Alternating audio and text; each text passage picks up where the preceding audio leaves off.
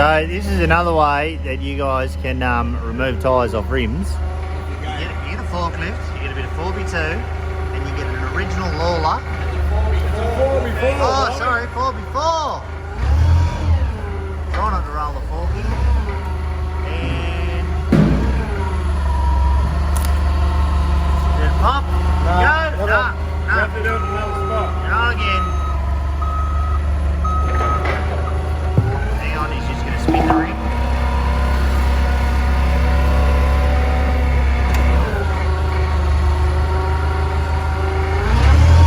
It's so hard to drive in the field. Oh, no. Yeah, put a bit of soap on there, oh mate. Put a bit of soap on there and happy days. Yeah, hold it down to squirt the soap in, according to John's advisory service. Johnny's here, he's just giving us a quick hand, he's poking along, he's not bad, thanks. Here, Chris has already cut the bull bar off, like a bloody legend he is. So I'm just going to rip that mudguard off and attack the back there, work out how far I've got to cut all that out. So on this side, I've just marked it out. This is how much we have to cut out. Like, at 70 miles, oh hang on, I actually used a measure tape, look at that, look at me go. That is 100 mil we've got to cut out of there to get the 33 to fit. Yeah, copy. Let's do this. Righto, so I'm not even nervous about cutting up this car anymore, I'm having a heap, I'm having a ball.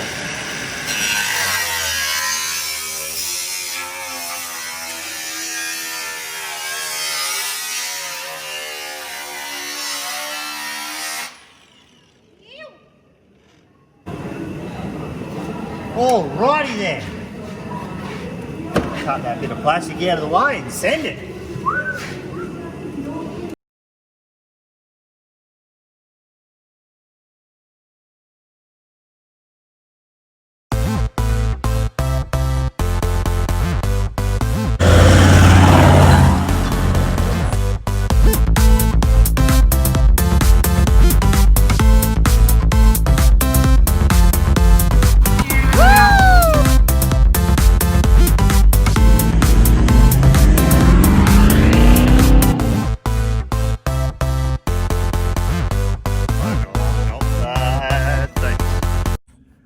So, took Maxi for a hot lap with the 33s on to see how it's going to go, and I literally got like, there's the lights of the shed, 5 metres down the road, and I lost drive.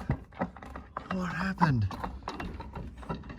That part of the tail shaft's not spinning. This part of the tail shaft's spinning. Oh look, turns out that that CV joint in there does not like 33-inch tyres. Oh, but this is why we have these tests. This is why we do these tests. So we can see where we stuffed up and what not to do. So basically, that centre bolt shaft has to come down like the 6 inches lift that I put in the back and the front to make it happen. Chris has just wandered over because he heard the ute stop. I think I'm just going to leave it here for the night, Chris. He can think about what he's done wrong. Naughty Maxi. Anyway, so that's our problem. Up in there. Oh, Maxi. Up here, this rubber coupler is actually doing really well. It's holding up sensationally. So I think I can flex it a bit more. Jam some more spaces in the centre shaft here. Bring it down, like the centre bearing. So what, Chris? You have a donor ready. I have a donor tail shaft. That's my last one. So if anyone has any more tail shafts, yeah, copy. hit Shawnee up on Mr. Shawnee Thompson, not bad, thanks. Yeah, copy. There's stuff falling off me truck here, look. Oh no, it's just mud. Because it's a mud bashing machine. And I've got a leak. A power steering leak or something. Yeah, 33s, mate. 33s. Everyone that said that I couldn't put 33s on a Commodore without a chassis swap, I have something for you. Yeah, copy. Yeah, g'day there, viewers. So we're back at it again. I'm just up here at Tomato, the Dynamotor car, pinching some more stuff off it. I've got all the wheels off it now. I've got the tyre, the top of the strut towers off. I've got, like, I just keep finding myself coming back to Tomato and pinching stuff. Hang on, this is a little pile now. I've got the tail shaft because I blew the guts out of the tail shaft in Max last night. So I got the tail shaft out of it and the exhaust. I'm thinking I'm gonna have to put like little diesel squirters in there so that it's gonna be like really smoky or shoot flames or something. I don't know. I've got ideas. Whether they work or not, that's another point. We'll see how we go. But yeah, big Tomato, the Dynamotor car, to the rescue yet again.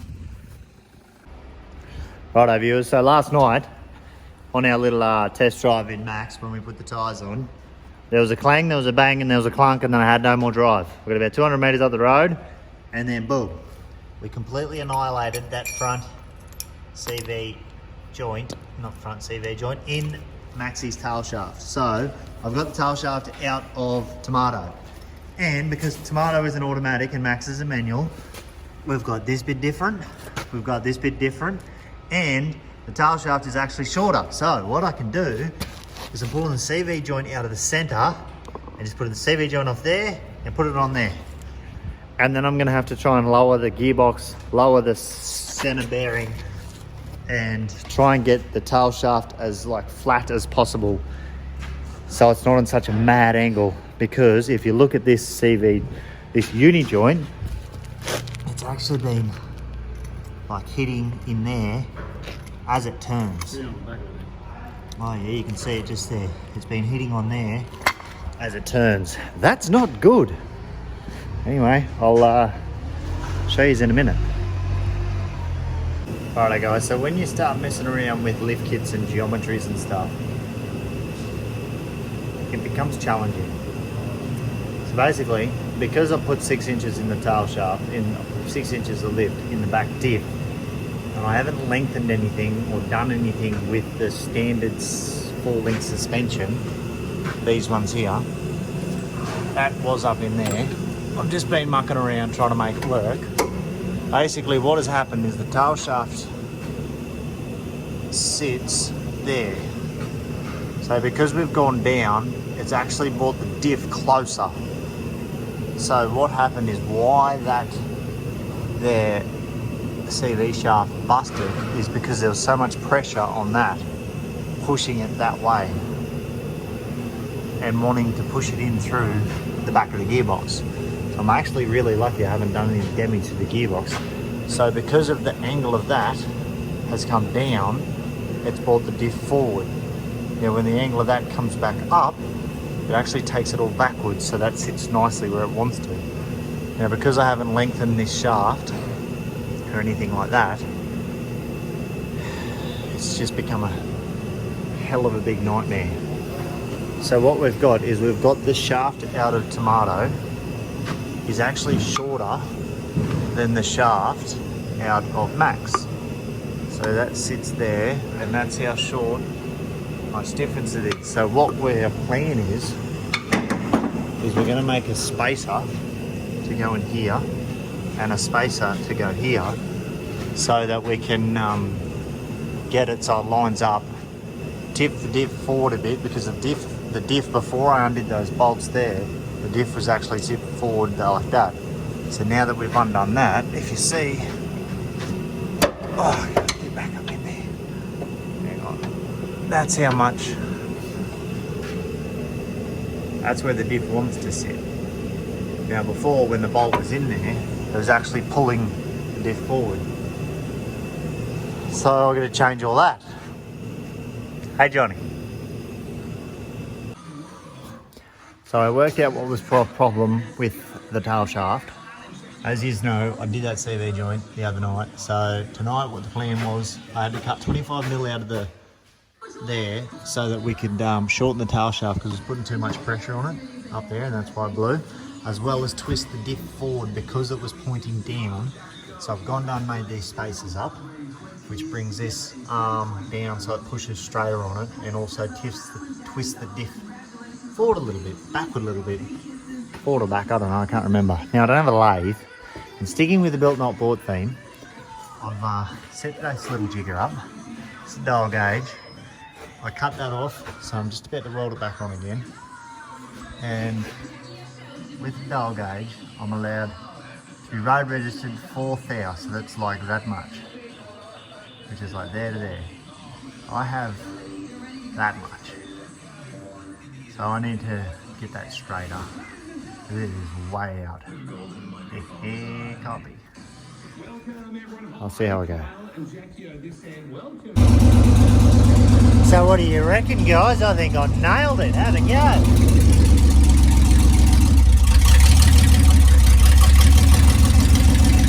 Not bad, thanks. That's pretty straight, old mate, I reckon that's pretty straight, and we have done a sensational job. Copy, copy. Copy, copy. There we are, the 11th of August. Shawny's got Max going, he's just doing a few little checks, tests.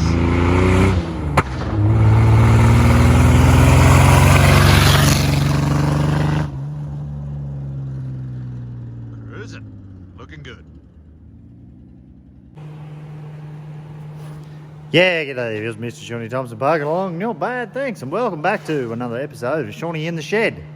And tonight on Max, we're working on the exhaust system. So I've finished all the rear suspension. I've got all the diff sorted out. I've got the tail shaft sorted out. I made up the brackets for the lowering of the lower control arms. I'll give you a spin around and quickly show you. So I had to cut the diff out, the tail shaft out, as you know. I made up those brackets there to get the control arms so they were lower to tip the diff back. We've made the shocks, the springs, they're all in there, they're all done, the 33s are on. It works absolutely sensationally, and I got that diff, like that tail shaft, when I rolled it back on within like 2 mils. So tonight's a big project. I'll take you down on the ground so you can get a better look at it. This is where we're at tonight. We're making the exhaust pipes. This is what I got so far. From there, I need some sharp 90 degrees to come out to the side, both sides, and then some sharp 90s and up the side. And I still haven't got stacks yet. Anyway, we're getting there. Slowly but surely, we are getting there. So this is where I'm at tonight. I've made up this H-frame type thing. I actually used an old bedpost. I've literally built this ute out of scrap steel. I've spent $30, and that $30 was to put fuel in it. That's how much money I've put into Mad Max build so far, $30. Everything has been donated, everything has been scrapped. Bits and pieces I've found, bits and pieces that have, like, people have given me and stuff. I really appreciate everyone's help, especially my boss, Richard, my co-worker, Stewy, has put a crap load of time and effort into helping me with this build. I really do appreciate it. So this is where we're at tonight. I'll see how we go.